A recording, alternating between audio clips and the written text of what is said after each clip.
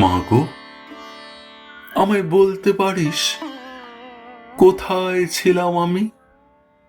কন্যা যারা দেশ থেকে তোর কোলে এলাম না আমি যখন আসিনি। মা, তুই কি আঁখি মেলে চাঁদকে বুঝি বলতিস ওই ঘর ছাড়া মোর ছেলে? শুকতারাকে বলতিস কি আয় রে নেমে আয়, তোর রূপ যে মায়ের কোলে বেশি শোভা পায়।